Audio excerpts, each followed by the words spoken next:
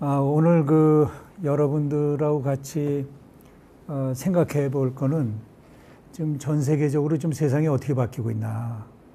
또 우리가 이제 사회 변혁이 이제 중요한 이슈고, 또 미래 사회는 또 예측 불가능이라고 그러는데 어떤 사조가 지금 대세를 이루고 있고, 또 우리가 어떻게 그 변화의 주역이 될 수 있을지, 변화에 휩쓸려 내려가는 조각배가 아니라 우리가 그 사회라든가 국가라든가 이런 자기가 속한 커뮤니티에서 어떻게 변화를 일으킬 수 있는 힘을 가질 수 있을지, 전략을 짜낼 수 있을지, 이런 얘기 좀 하려고 그래요. 예. 그래서 제가 제목을 지금 세계적으로 지금 요동치고 있는 풀뿌리 민주주의에 대해서 이야기를 하고, 이런 것이 어디에서 근거가 됐고 그런 이론과 행동을 실천한 또 선각자들이 누가 있었나. 그중에 이제 제가 관심 있게 보는 사람이 이 사울 알린스키라는 분입니다. 1909년도에 태어나셨고 그 러시아 이민 2세예요. 그래서 이제 미국에 와서 이제 그 학교도 다니고 시카고 대학에서 이제 고고학을 전공했어요. 근데 졸업할 때 미국을 덮친 그 대공황이 일어났단 말이에요. 그러니까 고고학 전공해가지고 내가 밥을 먹고 살 수 있을까? 이런 의문이 드는 거예요. 그래서 다시 대학원에 가서 범죄학을 전공했어요. 범죄학. 그래서 크리미널로지. 그래가지고 이제 그 시카고 정부의 이제 그 교도소 또 범죄인들 상담하는 이런 공무원이 됐어요. 그래서 이제 그 사람들하고 면담을 하다 보니까 이게 범죄를 일으키는 것이 그 사람의 천성이 나빠서라기보다는 주위 환경이 범죄자로 내몰릴 수밖에 없는 그런 어려운 사정이 있다는 걸 알게 된 거예요. 그래서 이 알린스키가 그 공무원을 그만두고 이 사람들을 도우는 또 이 환경을 변화시키는 어떤 이 일에 관심을 갖게 된 거예요.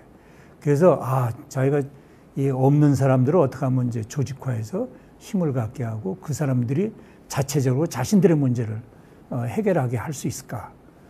그런 데 관심이 있어가지고 조직운동을 배우기로 한 거예요. 그래가지고 그 당시 그 탄광노조의 존 루이스라는 노조위원장이 있었어요.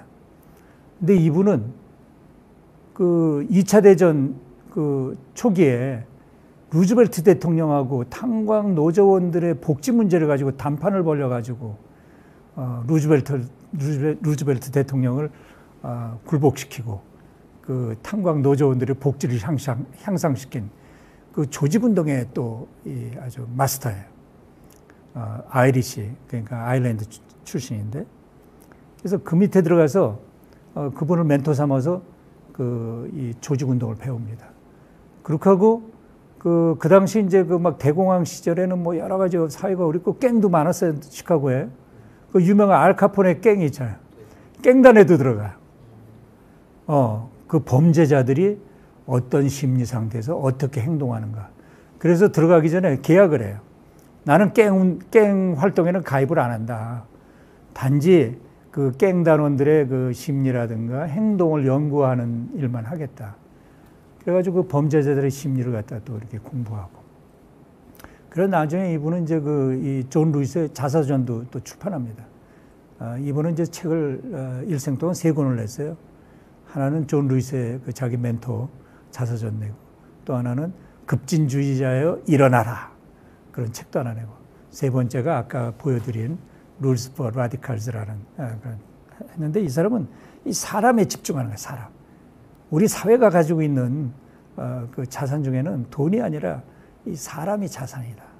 그래서 이 사람들을 어떻게 이제 깨우치고 그 사람들을 조직화하고 그 사람들이 문제를 스스로 풀어낼 수 있도록, 또 문제를 스스로 밝혀낼 수 있도록 역량을 갖춰줄까. 그래서 빈민가에 들어가서 빈민운동을 시작합니다. 근데 이제 세월이 이제 지나서 68년도 5월 3일에 프랑스 파리에서 학생들이 데모를 일으킵니다. 그 데모는 1차 대전, 2차 대전을 거쳐서 그때까지 기득권 문화, 기득권 세력, 기득권 사회 여기에 염증을 느낀 젊은 사람들이 일어난 거예요. 야, 세상을 이렇게 기득권 속에서 우리가 억눌리면서 지나갈 수는 없다. 그래서 그때 결과적으로 1년 후에 드골 대통령이 사임하죠. 근데 그 물결이 프랑스 파리에만 국한된 게 아니라 일본에서도 일어나고 미국에서도 일어나고 우리나라에서도 일어나고 그죠? 네. 그래서 이 68 혁명이 저는 지금도 계속되고 있다고 봐요. 지구를 몇 바퀴 돌면서. 그래서 이제 이 프랑스에서 일어난 이런 68 혁명이 미국에서는 반전 운동으로 일어나요. 반전 운동, 히피 운동, 그 다음에 뭐 성차별 철폐라든가 여성 해방 운동이라든가 여태까지의 그런 그 보수적인 문화하고는 완전히 다른 세상이에요. 그래서 이 사실은 보수적인 사회가 굉장히 당황을 했지만 그 물결을 막을 수는 없었어요. 그런데 이 학생 운동을 하던 사람들이 가만히 봐도 자기네가 뭐 체류탄 가스 맡아가면서 뭐 돌도 던지고 총도 맞고 막 이렇게 하는데도 세상이 안 바뀌거든. 왜 세상을 우리가 바꿀 수가 없을까?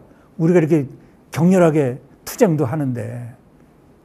그렇게 하고 이제 기존 그 보수 사회에서는 지식인들을 내세워서 그런 그 데모하는 주체들하고 이렇게 뭐랄까 이야기를 하도록 하는 거예요. 대화를 하도록. 그래서 프랑스 같은 데서는 이제 그 사르트르하고 보바르 부인은 그 유명한 부부잖아요, 그죠? 그런데 학생들한테 다 외면을 받아요. 또 일본에서는 또 그 유시미 뭐 미끼인가 같은 그 굉장히 극우주의자가 있었어요. 여기 왼쪽에 보이는 이 사람이 그 동경대학 학생들하고 대화해도 전혀 안 먹히는 거예요. 그렇게 하고 미국에서는 학생 대표들이 알린스키를 찾아가. 빈민운동을 하고 있는 알린스키. 알린스키가 거기서 얘기를 합니다. 너희들 돌 던지고 데모하고 해봐라. 국민들한테 오히려 유리만 될 뿐이다. 왕따 될 거예요. 니네들 테러 해봐라. 그거 절대 일반 시민들한테는 안 먹힌다. 너희들이 사회를 바꾸고 세상을 바꾸고 싶으면 넥타이 매고 양복 입고 지역사회에 들어가서 지역운동을 하라고 알려줘. 그러다 우리 영어로도 한 커뮤니티 오가나이저라고 그러잖아요. 그죠? 그러니까 지금 하면 이제 시민운동, 또 시민단체, 또 우리 NGO라고 그러잖아요. 그래서 그때 많은 학생 그 리더들이 정말 자기가 속한 지역사회에 들어가서 그 지역 주민들하고 또 지역 그 커뮤니티 멤버들하고 같이 문제를 찾아내는 거야. 우리가 사회를 바꾸려면 개선해야 될 문제가 뭐가 있을까?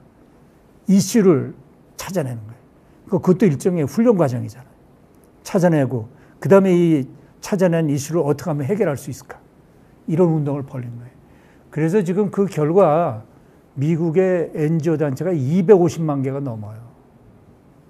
우리나라도 그 환경 문제 이런 다루는 단체부터 시작해가지고 그 다음에 근로자 그 문제부터 시작해가지고 우리나라도 그런 NGO들이 많이 생겨서 지금 NGO들이 우리나라 정치 지형에 많은 영향을 주고 있잖아요. 그러니까 이게 세계적인 그 현상이에요. 세계적인 현상. 그러다 이 알린스키는 1971년도에 길거리에서 심장마비로 사망해요. 근데 이 사람이 쓴 그 책은 지금도 살아서 정치에, 민주주의 제도에, 그다음에 시민사회에 많은 영향을 주고 있어요. 근데 이 사람이 말이에요. 이분이 우리나라에 60년대 말에 왔었어요. 우리나라에. 청계천도 둘러보고 이 구로 공단도 둘러보고 그래서 가면서 무슨 얘기를 했냐면은 한국도 이제는 지역사회 운동을 할 여건이 충분히 성숙되어 있다. 빈민운동을 할 여건이 충분히 성숙되어 있다고 격려를 하고 필리핀으로 떠납니다. 그래서 우리가 이분의 그 사상이나 그 운동 원칙이나 이런 걸 살펴보는 거는 앞으로 우리가 이 사회를 바꿔나갈 주역이 될 젊은 사람들이 관심을 가질 만한 주제다 해서 오늘 이제 이 이야기를 하는 겁니다. 근데 저는 의사잖아요. 그죠? 의사. 근데 알린스키는 이건 뭐 사회주의자 또는 무슨 뭐 민주주의를 바꾼 사람 또는 지역운동가. 근데 어떻게 의사가 이 알린스키를 만났을까? 좀 궁금하지 않아요? 그죠? 근데 제가 그 알린스키를 만난 계기가 하나 있어요. 트럼프가 대통령 됐잖아요. 한 7년 전인가? 그죠? 근데 그분이 그 트위터를 잘 썼잖아요. 트위터에 한 줄짜리 메시지를 갖다 그냥 막 날린단 말이에요. 그냥. 시도 때도 없이. 근데 우리나라 신문에서 이 트위터에 나온 이 트럼프 대통령의 메시지의 속뜻이 뭘까 궁금해 하잖아. 그러려면 우리가 어떤 사람이 그 멘트를 날렸을 때 그 행간을 읽으려면은 그 사람이 평상시에 무슨 생각을 했는지 알아야 되잖아요. 근데 사실은 저는 트럼프 책을 한 몇 권 보긴 봤어요. 뭐, 모든 사람을 뭐 부자로 만들고 싶다. 그 다음에 뭐 기요사키하고 같이 쓴 뭐 부자 되는 법. 뭐 이런 책 많이 썼어요. 근데 요즘에는 무슨 책을 썼길래 이런, 이렇게 트위터를 난리나 하고 제가 킨들, 그 아마존 그 이북 사이트에 가서 검색을 해봤어요. 키워드는 트럼프. 근데 갑자기 저 Rules for Radicals하고 그 제목은 아까 그 알린스키가 쓴 책인데 그 밑에 Defeated라고 돼 있잖아. 이 알린스키 전술을 깨는 법이라는 책이 나온 거예요. 아마 트럼프 캠페인 본부에서 이 책을 공부한 것 같아. 근데 얼마 전에 작년인가 재작년에 그 트럼프 참모 핵심 수석 참모였던 그 배넌이라는 분이 있어요. 배넌 아시죠? 신문에 나왔어. 트럼프가 왜 대통령 됐을까? 어떻게 해서 다 이길 거라고 생각한 힐러리 클린턴을 물리치고 대통령이 된 데는 스토리가 있다는 거예요. 무슨 스토리냐? 알린스키 전술을 찐짜 먹을 수 있는 그런 아주 라디칼한 그런 전술을 썼다는 거예요. 그래서 이 책에 굉장히 관심이 있게 된 거예요. 그래서 이 책을 이제 다운로드 해가지고 읽어봤어요. 어떤 사람은 이 알린스키가 쓴 그 Rules for Radicals, 급진주의자를 위한 규칙 이렇게 해석할 수 있는데 여기서 라디칼이라는 건 급진주의자라기보다는 사회 변혁을 꿈꾸는 사람들이라고 해석을 해요, 요새는. 그래서 사회 변혁을 꿈꾸는 사람들을 위한 규칙 이렇게 번역을 하는데 이 책은 이 알린스키는 이제 평상시에 이 그룹들을 두 부류로 나눴어요. 있는 사람, 힘 있는 사람 하고 없는 사람, 약한 사람. 자기는 약한 사람들을 어떻게 조직화해서 힘 있는 사람들하고 대적하게 하는가. 이제 그런 대립 구도를 만드는 거를 또 이제 요즘 비판하는 사람도 물론 있어요. 보수층에서는. 그래서 사람들이 평가하기를 그 권력자들을 위한 이 규칙, 전략서, 그 마키아벨리의 군주론이잖아요. 없는 사람들의 전략서, 이게 Rules for Radicals 라고 이렇게 비교해서 얘기할 정도로 굉장히 영향력이 막강한 거예요. 네. 그래서 이 주민들이 스스로 그 투표로서 그냥 한 거로 민주주의가 지켜지는 세상이 아니기 때문에 스스로 문제를 찾아내가지고 이렇게 민주주의를 바꾼 이 참여민주주의, 여기에 크게 영향을 미친 그런 사상적 대부로 지금도 추앙을 받고 있는데 투표로 민주주의는 지켜지지 않는다는 게 이 사람의 생각이에요. 끊임없이 조직화해서 거대한 힘과 대항을 해야 된다는 거죠. 우리도 보면 그런 걸 느낄 때가 많잖아요. 그죠? 대기업도 마찬가지예요. 대기업도 있던 그런 이 노조들하고 이렇게 하는 거 보면 지금은 이제 많이 노조의 권익이 많이 올라왔지만 옛날 같으면은 그렇지 못했잖아요. 그래서 노조라는 게 이게 조직화된 거거든. 조직화되면 집단의 힘이 생기잖아요. 그러면 그런 걸 어떻게 이제 잘 효과적으로 이제 그 힘을 가지고 현상 타파도 하고 사회를 변화시킬까. 이제 이게 알린스키의 이제 가르침이라고 할 수 있죠. 근데 이 그 힐러리 클린턴은 대학교 4학년 때 이 시카고 사는 알린스키를 찾아가가지고 5번인가 찾아가서 그 알린스키 법칙에 대해서 논문을 써요. 졸업 논문 썼어요. 그래서 사람들은 힐러리가 알린스키의 제자라 이렇게 생각할 정도로. 근데 그 좌익이라고 또는 그 사회주의자로 낙인 찍히는 게 싫어서 알린스키가 같이 일하자고 해도 거부했어요. 그리고 이 오바마는 그 컬럼비아 대학 졸업하고 그 알린스키가 한 것처럼 시카고 빈민가에 가서 일을 합니다. 그리고 이제 우리나라에는 이제 도시산업 선교를 통해서 오고, 오재식 목사는 실제로 자기가 한 24살 때인가 젊었을 때 알린스키가 세미나 할 때 가서 들었어요. 거기에 심취해가지고 지금도 유튜브에 가보면 오재식 목사가 알린스키에 대해서 강의하는 게 나옵니다. 그래서 어떻게 보면 이 빈민운동이 굉장히 우리나라에서 성공적으로 정착을 하지 않았을까. 그것도 이제 알린스키의 영향이다 이렇게 보는 거죠. 그리고 이제 정의당의 조성우 전 그 대표 후보로 나왔던 분은 책도 썼어요. Rules for Radicals, 변화를 꿈꾸는 사람들을 위한 변화의 정치학. 지금도 말이에요. 그 텍사스의 오스틴에는 이 알린스키가 1940년도에 그 마샬 백화점 회장이 그때 거액을 그 기부해가지고 재단을 하나 만들었어요. Industrial Area Foundation. 지금도 재단이 있어요. 그래가지고 매년 거기서 계속 그 NGO 활동을 위한 사람들, 시민운동가들을 교육을 시켜요. 어떤 건 뭐 3주짜리도 있고, 어떤 건 뭐 3개월짜리도 있고, 어떤 건 6개월짜리도 있고. 오바마 전 대통령은 거기 가서 훈련 받아가지고 시카고에 가서 빈민운동을 시작하는 거예요. 젊을 때. 그러니까 지금 우리 학생 인턴 나이 때 조직운동을 시작한 거예요. 그래서 그 사람이 그때는 대통령 되겠다는 꿈도 없었어요. 가서 그 약한 사람들을 위해서 뭔가 도움이 될까 해서 이제 들어가서 그 사람들이 문제를 찾아내고 그 문제를 바꾸기 위해서 어떻게 우리가 전략을 짜고 이렇게 무브먼트 캠페인을 벌일까 이런 걸 같이 연구한 사람. 그러다 보니까 지역 주민들한테 굉장히 신뢰를 얻어요. 신뢰를 얻어가지고 나중에는 이제 주 상원의원까지 출마하죠. 근데 이제 알린스키가 이 조직운동을 하면서 가르친 규칙이 한 13가지 정도 됩니다. 13가지. 그러니까 첫 번째가 파워라는 거, 권력이라는 거는 자기가 실제로 가지고 있는 힘보다도 상대방이 내가 가지고 있을 거라고 믿어주는 것도 파워라는 거예요. 무슨 얘기인지 알겠죠? 드러나지 않는 파워도 자기가 갖고 있는 파워라는 거죠. 그 동양에서는 뭐 내공이라고 할까? 바깥으로 풍기는 분위기일까? 그런 것도 상대방은 파워로 생각을 하는 거예요. 그러니까 섣불리 범접을 못하는 거죠. 그리고 이제 전술이라는 거, 캠페인, 데모, 이건 뭐야? 사람들이 다 감각기관을 이용하는 거잖아요. 혼자서 얘기하는 것보다는 스피커 들고 이야기한다든가, 혼자 떠드는 것보다는 여러 사람이 떠들면 더 크게 들리잖아.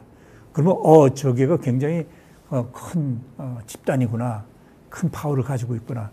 그러면 상대방도 그에게 귀를 안 기울일 수가 없죠. 한 번은 이런 일이 있었어요. 그 시카고 은행이 흑인들한테는 무슨 스몰 비즈니스, 작은 장사라든가 이런 걸 하기 위해서 대출을 얻어야 되는데 대출을 안 해준 거야. 그 흑인들이 대출을 못 받으니까 자기네가 가게를 못 차리잖아요. 그러니까 자기네 지역에 뭐 동양인이나 백인들이 와서 장사하는 걸 눈 뜨고 볼 수밖에 없잖아요. 그러니까 알린스키가 문제를 어떻게 해결했겠어요? 근데 알린스키 전술 중에 하나의 특징은 현실을 인정하라는 거야. 현실을 부정하면은 그건 효과가 없기 때문에 현실을 인정하고 합법적인 투쟁을 하는 거야. 합법적인. 그래서 그 흑인들 한 3,000명을 넥타이 매고 까만 양복을 입고 까만 넥타이 매고 시카고 은행 로비에 집합을 시킨 거예요. 그래가지고 다 $1짜리 계좌를 트게 한 거예요. 그거 다 합법적이잖아요. 계좌 들어왔다는데 그 뭐라고 하겠어요. 그죠? 그러니까 다른 사람도 은행 업무를 볼 수가 없잖아. 그거 하느라고. 그 다음날 다시 3,000명이 와서 다 계좌를 해지하는 거예요.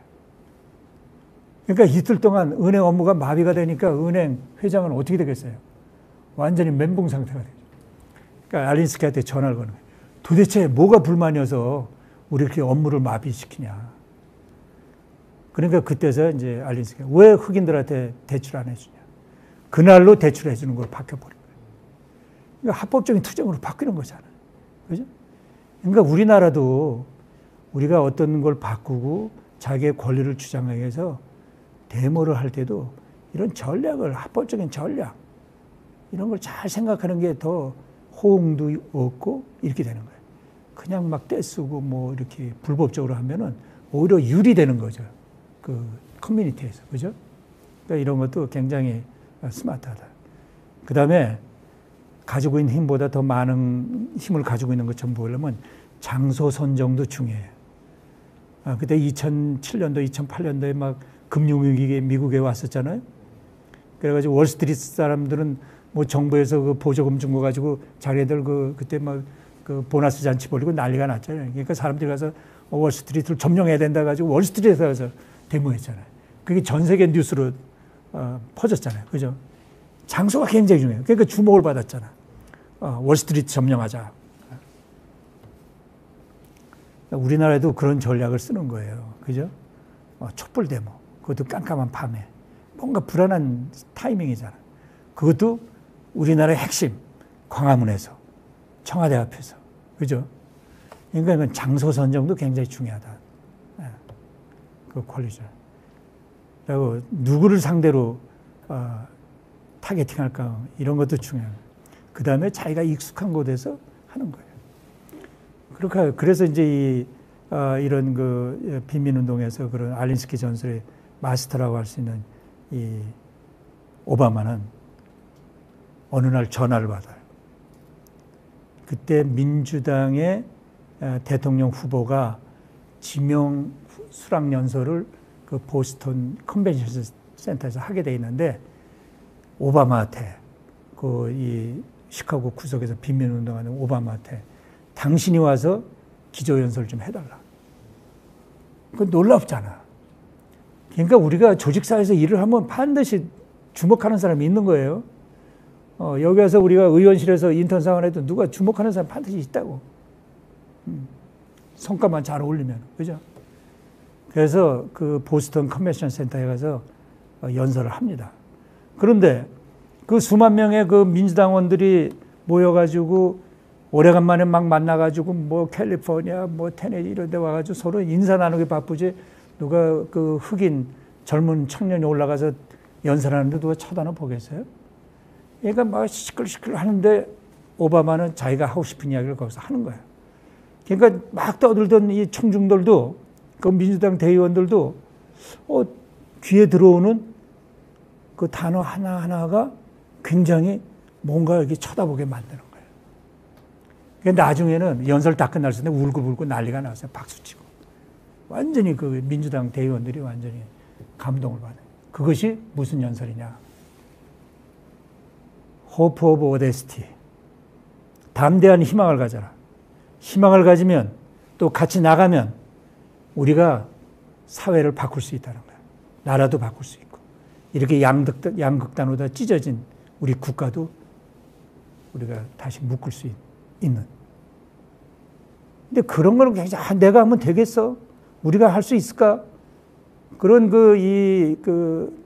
패배주의적인 생각 가지고는 그런 얘기를 못 하잖아요. 근데 거기에 흑인 청년이 와가지고 할 수 있다라고 얘기하니까 사람들이 감동을 받은 거죠. 근데 그때 이제 그로부터 한 2, 3년 후에 이제 주 상원에서 연방 민주당 상원 후보로 이제 지명을 받아요. 그게 연방 상원 의원이 돼.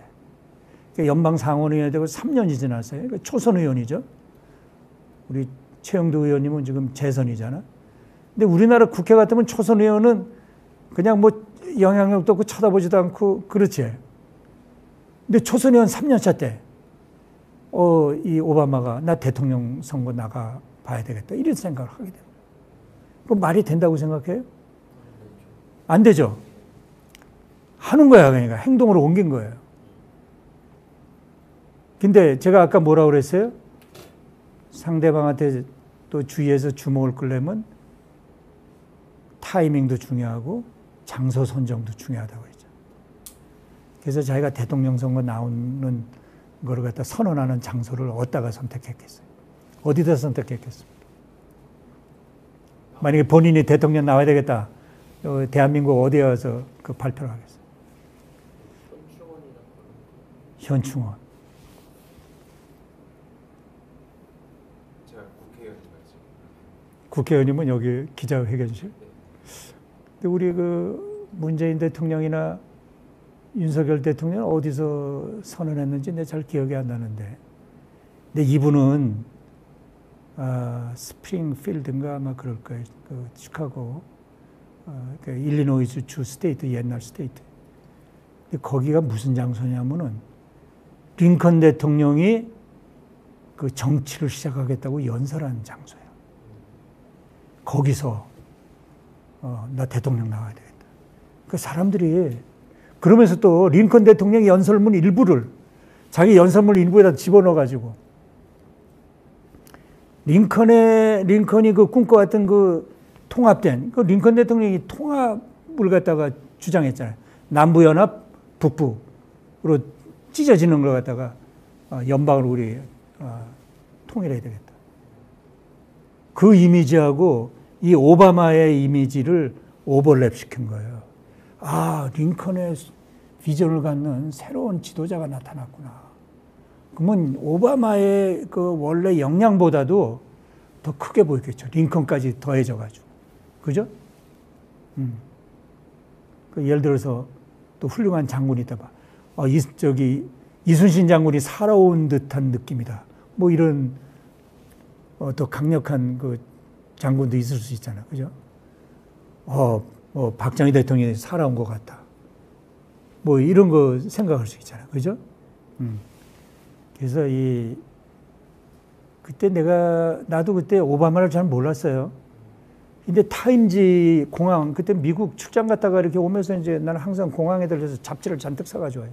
뭐 책도 사가지고. 그럼 이제 몇 달 동안 보는 거죠. 다음 출장 나갈 때. 근데 타임지에 까만 백그라운드에 조그만 흑인 사진이 있는 거예요. 다음 대선 후보에서 제일 주목할 사람, 오바마. 이게 카바 스토리로 나온 거예요. 그때 아마 대선 후보로 설왕설래하던 민주당 후보들이 한 20몇 명 된다고 그랬는데 오바마를 갖다가 카바 스토리로 다는 거예요. 그래서 내가 깜짝 놀라가지고 이렇게 해가지고 그걸 샀어요. 그래가지고 오는데 어떤 새로운 그런 비전, 새로운 변화를 이끌 사람이다. 이 사람을 제일 주목해야 된다. 그래서 나는 그다음부터 이 타임지 그 편집진들이 굉장히 인사이트가 있고 역량이 보통이 아니구나. 그 시대를 갖다가 보는 거잖아요. 시대 정신도 보고, 그죠? 근데 우리나라에서는 이제 그런 언론인들이 좀 있었으면 좋겠는데. 근데 결국은 대통령 됐어요. 그럼 뭐 처음부터 뭐 주상원의원 돼. 연방상원의원 돼. 대통령 나오니까 대통령. 그냥 스트레이트로 되는 거예요. 어디서 그런 역량이 생겼을까? 결국은 그 지역사회 운동서부터. 그래서 나는 젊은 사람들이 세상을 변화시키려면은 권력만 꿈꾸지 말고 작은 힘이라도 지역사회에 들어가서 지역운동부터 하라는 거죠. 거기서 문제를 발견하는 역량도 기르고 같이 행동하는 역량도 기르고 그래서 그 작은 지역사회에서 신뢰를 얻는 것도 배우고 그 다음에 지역 주민들하고 소통하는 것도 배우고 우리 잘 안 되는 이유가 소통 잘 못하는 거잖아요. 정치인도 소통 잘 못한다고 그러잖아요. 의사들도 환자들하고 소통 잘 못한다고 그러잖아요. 이 소통이 항상 문제라고. 근데 작은 운동부터 시작해가지고 소통을 잘하는 거예요. 대통령 나올 때 이 캠페인 워드는 딱 한 가지야. 변해야 되겠다. change. We can change. 같이 변화시키자. 그 change라는 단어는 얼마나 흔한 단어예요. 근데 이 사람이 딱 하니까 이게 야, 우리도 할 수 있다는 느낌을 받으면서 가슴이 떨리는 거야. 이 사람은 이분은 정치 자금도 옛날에는 뭐예요? 뭐 기업, 부자들이 그냥 뭐 몇만 불씩, 몇천 불씩 기부하는 그게 정치 자금인 줄 알았잖아. 근데 오바마는 1달러, 5달러, 10달러, 코 묻은 돈 가지고 선거 운동한 거야. 그러면서 그 사람들이 참여의식을 갖는 거야. 유권자들이. 그렇잖아요? 나도 일부를 냈어. 오바마 대통령 내에 나도 기여한 거야. 그러니까 오바마 가서 이렇게 선거 운동할 때 막 가가지고 그냥, 랠리도 하고. 그래서 이런 거는 종래의 정치 방식하고는 다르다. 그죠? 그래서, 우리가 이 알린스키 오바마, 그 사도인 오바마를 통해서 우리가 새로운 정치에 눈 떠야 되겠다. 그런 얘기를 하고 싶어. 정치라는 건 뭐예요? 자기가 원하는 걸 얻는 힘이라고 할 수도 있잖아. 여러 가지 정의가 있겠지만. 그죠? 근데 우리가 정치에 관심이 없으면은 자기보다 못한 사람들이 자기 위에 올라타가지고 끌려다닌다고 그러잖아. 그 플라톤이 한 얘기잖아. 그런 얘기는 지금도 유효한 거예요. 그래서 우리가 다 정치에 관심 가져야 돼. 정치에 관심 갖지 않으면 정치가 더 엉망이 되는 거예요. 그러면서 우리가 참여할 수 있는 범위 내에서 의지를 가지고 해야 되겠다. 이런 건 이제 쭉 읽어보시면 알고. 우리나라 보면은 이 포퓰리즘 정치가 많이 이루어지면서 이제 자신들이 지키지 못할 이야기도 많이 하잖아요. 이런 거는 이제 결국은 신뢰를 잃어버리는 첩경이잖아요. 그죠? 그래서 우리는 젊은 사람들은 이런 가치관이라든가 이런 규범이라든가 이런 걸 굉장히 심각하게 받아들여야 돼요. 그죠? 그래서 어떤 때는 우리나라도 보면 막 코미디언도 막 선거운동에 동원되잖아요. 상대방 후보를 막 우스꽝스럽게 많고. 이런 것도 그 하나의 그 상대방의 아주 그 주저앉게 만드는, 아주 좋은 전략 중에 하나라고 되어 있어요. 그거보다 더 중요한 거는, 압박, 협박, 뭐 이런 것도 들어가 있어요. 그래서 이 알린스키가 그런 이 조직 운동하면서 기여도 많이 했지만 또 이렇게 보수적인 사람들한테는 그런 비판도 받아요. 너무나 그 목적 달성에만 이 목적을 두지 그런 도덕성이라든가 이런 거 신경을 안 쓴다. 또 룰은 이게 지루하면 안 되잖아요. 데모도 오래 하면 안 되잖아요. 요새 뭐 의사들도 데모하고 모두 뭐 노조도 뭐 타워에 가서 데모하지만 일반 사람들이 그 뉴스 나올 때만 관심이지 그 다음에는 관심 바깥으로 밀려나잖아요. 그죠? 그래서 항상 이거 우리가 투쟁할 때는 다양한 전술, 다양한 행동, 모든 이벤트를 통해서 재미있게. 요즘은 데모할 때 보면 뭐 공연처럼 하잖아요. 이런 얘기도 있고. 그 백화점에서 이제 그 흑인들 차별하고 그때 막 그 흑백, 칼라드 피플, 흑인들은 뭐 들어오지 못하게 하는 식당도 있고 뭐 여러 가지 있어요. 이거 다 합법적인 투쟁으로 다 바꾸는 거예요. 그래서 이 알린스키의 그런 조직운동 기법, 전술, 전략이 미국 민주주의를 바꾸고 그 인권운동하는 데도 많은 영향을 줬어요. 그리고 지금도 많이 사회를 변모시키고 있는 거예요. 그래서 이런 걸 보면. 그 다음에 이제 제가 하나 말씀드리고 싶은 거는 항상 이니셔티브를 취하라는 거예요. 그 옛날에 그 소니 리스틴이라고 유명한 헤비급 권투 선수 있었어요. 혹시 들어봤어요? 그때 그 교도소 그 수감자였어요. 교도소 수감자들의 권투 같은 거, 운동 같은 거 많이 하잖아요. 그 에너지를 발산시키라고. 그래서 누구도 대적할 수 없는 최강자로 헤비급 챔피언이 된 거예요. 근데 여기에 그 19살짜리, 뭐 19살인가 20살이 그 캐시우스 클레이, 알리, 모하마드 알리, 나 이제 이름을 바꿨지만은, 자기가 도전한 거예요. 그 몇 회의 케어가 될까, 몇 천의 케어가 될까, 사람들이 다 걱정했지. 근데 결과는 알리가 이겼지. 소니 리스트는 잼만 얻어맞다가 그냥 케어가 된 거예요. 그 잽을 왜 날릴까요? 잽이 목표는 아니죠. 잽을 날리면 상대방은 잽에 반응을 하잖아. 뭐 뒤로 물러선다든가, 뭐 카바를 올린다든가. 근데 그게 불완전한 동작이잖아. 그럴 때 빈자리가 보일 때 어퍼커트를 날려. 그죠? 그러니까 먼저 행동하는 게 중요한 거예요. 그러면 상대방은 반드시 반응을 하거든. 그럴 때 허술하게 반응하거나 허점이 보일 때 더 강력한 공격을 할 수가 있는 거예요.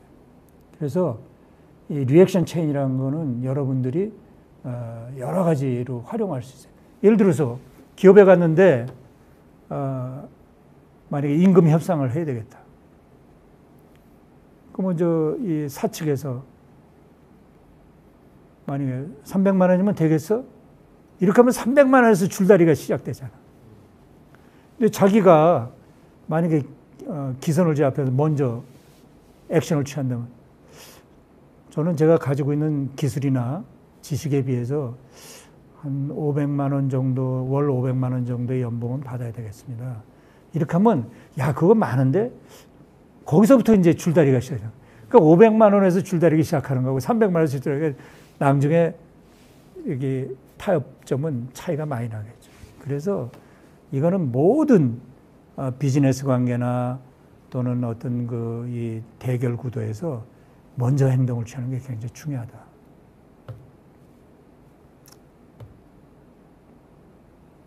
뭐 네거티브 이런 그렇게 하고 이제 공격하면 반드시 건설적인 대안이 있어야 돼요. 우리나라도 지금 여야가 첨예하게 대립하고 있는데 건설적인 대안을 가지고 공격할 때 국민들의 더 지지를 받겠죠.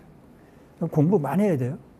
그럼 여러분들 지금 이제 보좌관 일을 하면서 이제 인턴을 하고 있는데 항상 대안 연구에 대해서 여기서 이제 뭐 한 달을 할지 몇 달을 할지 지금 몇 달 할 예정이죠?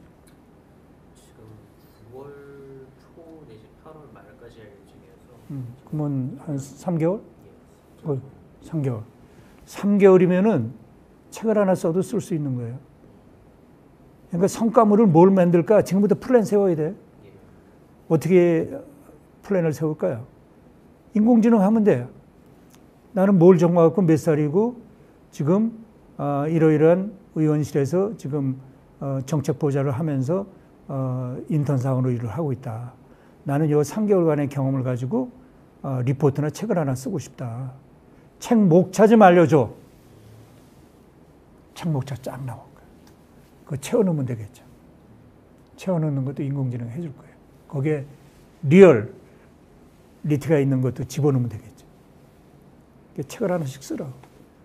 그거 교보문고랑 이런 데 가면 책도 만들어져요. 디자인해서. 3개월간의 의원실에서 경험한 걸 가지고 책을 넣으면 제목도 멋지게 달아줄게요.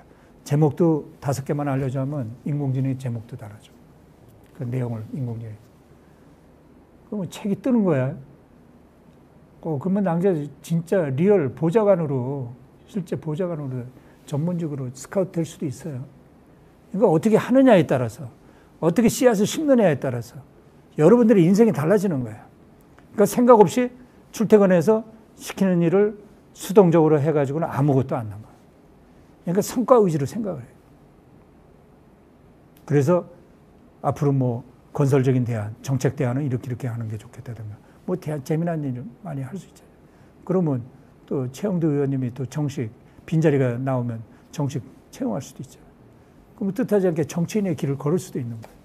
그러니까 인생은 자기가 조타수를 갖고 자기가 스티어링 하는 거예요.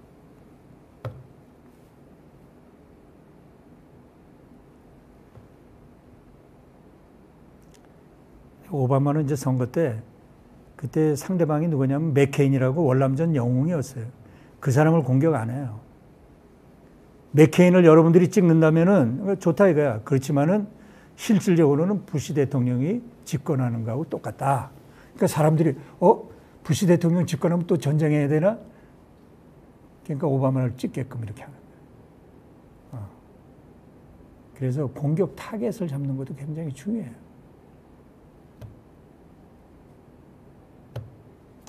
그런 알린스키 전술을 깨려면 어떻게 되는가를 갖다가 이제 그 트럼프가 해서 그때 힐러리를 클린턴을 이기고 됐잖아요, 그죠? 그래서 목적 의식이 뚜렷해야 되는 거예요. 목표 의식. 예. 그런데 알린스키는 도덕적인 그런 그 과정이 도덕적이어야 된다는 것은 무시한 측면이 있어요. 물론 합법적이어야 되고 그렇지만은 좀 냉혈할 만큼, 냉혹할 만큼 그렇지만은 꼭 우리가 그걸 따를 필요는 없다. 도덕적이면서도 얼마든지 목표 달성 의식을 가지면은 우리가 더 파워풀하게 이 사회를 변화시킬 수 있다는 거예요. 그리고 상대방한테 공격을 많이 받을 수 있어요. 이거는 뭐 국회의사당에서 매일 벌어지는 일이잖아요. 근데 생각도 안 하고 들어가서 공격받으면 갑자기 멘붕 상태가 될 수 있어요. 그런 일 많이 보잖아요. 중계방송, 국회방송에 보면 재미난 일들이 많은데. 그러니까 그런 대결 구도장, 여야가 뭐 치열하게 공격이 올 거라는 시나리오를 생각하고 들어갑니다. 그럼 하나, 이거 내가 생각했던 거 이렇게 되잖아요. 항상. 이거는 뭐 우리 군대 가서 알았잖아요. 천병으로다가 갈 때 언제 총알이 날라올 수 있다라는 걸 예측하고 가면은 더 조심하고 더 몸을 낮추게 되잖아요. 그죠? 생각 없이 그냥 뻣뻣하게 서 있다 총 맞아 죽기 딱 알맞죠. 그래서 하여튼 시나리오 중요하다. 이제 곧 끝내야 되겠네요. 그죠? 그 다음에 긍정적인 이미지를 선점하라. 그 미국 대통령의 그 레이건 대통령 있잖아요.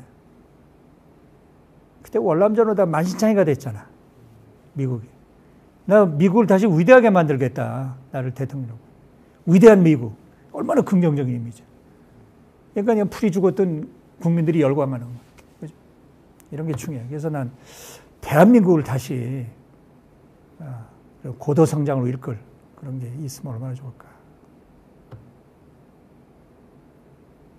그리고 이게 보면은 막 그 인신공격들 많이 하는데 그런 것도 가볍게 받아 넘길 수 있는 재치가 있으면 돼. 그런 것도 예측하고 있으면 얼마든지 재치 있게. 레이건이 늙었다 그러니까 나는 그 젊은 사람들이 경험 없는 걸 난 비난할 생각 없다 이렇게 되받아치는 거야. 재미나잖아요.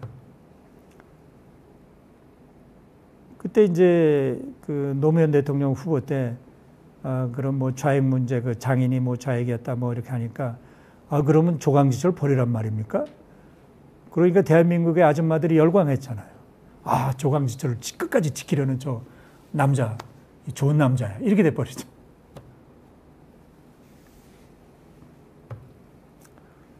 그래서 우리가 그 얼마든지 대결 구도에서는 상대방의 그 허점을 잘 파고들면은 얼마든지 우리 원하는 대로 결과를 끌어낼 수 있다. 그래서 요거는 이제 나중에 다 한번 보시고 제가 한번 오바마 얘기를 좀 조금 더 해야 되겠어요.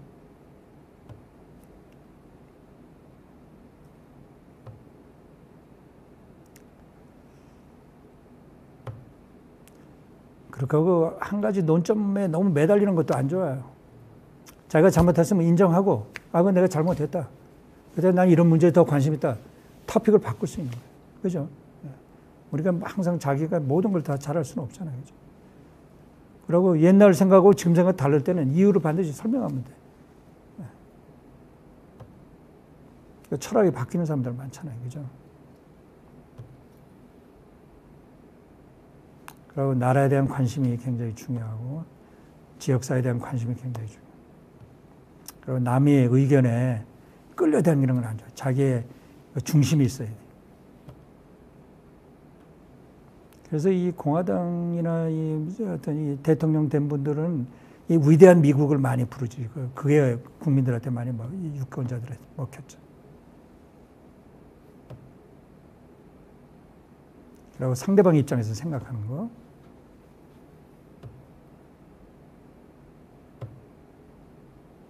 그리고 성공한 게 죄는 아니야. 깨끗하게 성공하면 그건 누구든지 본따야 될 그런 전술이기도 하잖아요. 그죠?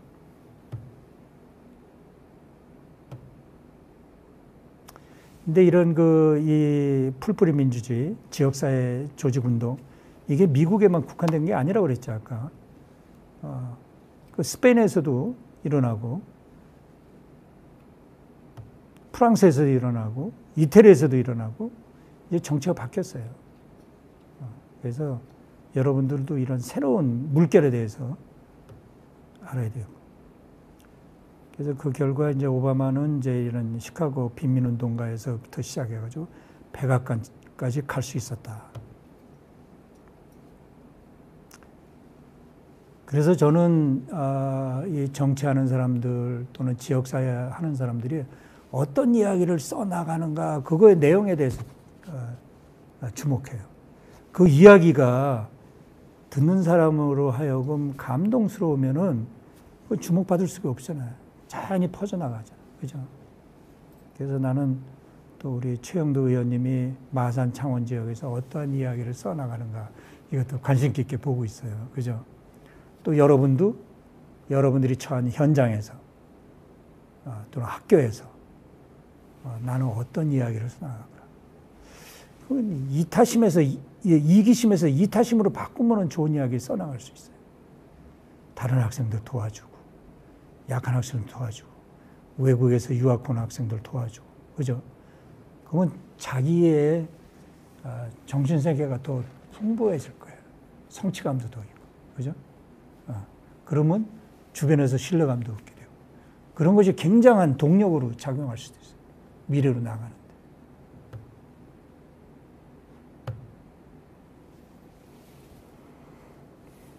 그래서 오바마 대통령이 어떤 그 업적을 이뤘는지는 제가 잘 모르지만은 하여튼 이 항상 이 참여, 그다음에 타협, 이런 노력을 많이 했다고 저는 알고 있어요.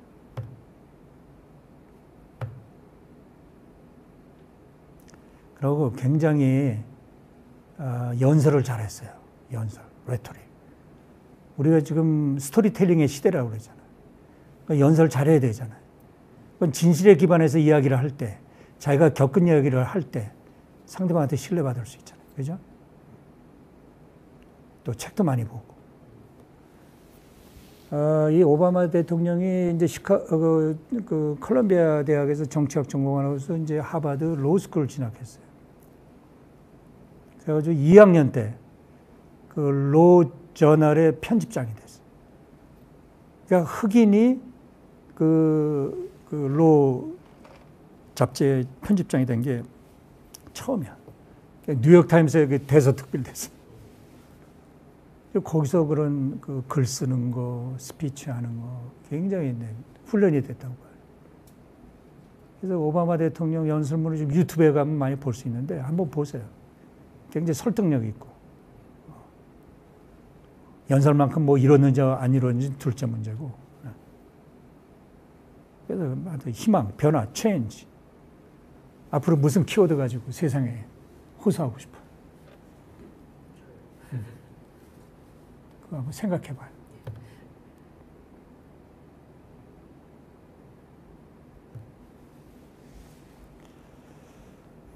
그래서 이런 오바마의 예를 통해서 우리가 이제 지역사회 운동가가 어떻게 이제 나라를 바꿀 수 있는 그런 최고 지위까지 오르게 됐나 이런 걸 통해서 앞으로 우리나라 정치인들도 좀 더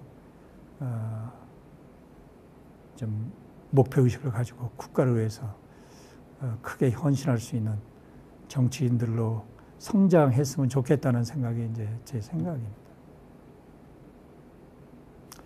근데 그 오바마 선거 운동할 때 제일 중요한 게 소셜 미디어를 많이 활용했어요. 그래가지고 이 데이터에 근거해서 맞춤형 메시지를 개별화된 메시지를 주는 거예요. 그러니까 한 가지 메시지 가지고 그냥 이렇게 그냥 무작위적으로 뿌리는 게 아니라.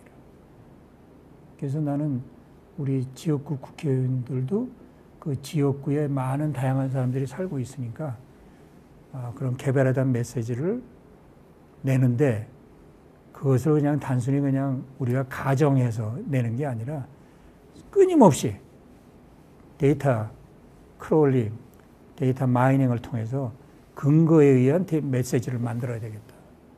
그래서 이런 그래도 테크놀로지에 익숙한 젊은 분들이 여기서 인턴하면서도 그런 전략에 대해서 공부하면 좋을 거예요. 데이터 기반 선거 전략. 그러니까 오바마 때 선거 전략이 완전히 바뀌었어요. 테크놀로지 베이스의 전략, 데이터에 의한 선거 전략, 사이언스에 의한 선거 전략 이렇게 된 거예요. 그때 참여했던 프랑스 유학생들이 있었어요. 하버드, MIT.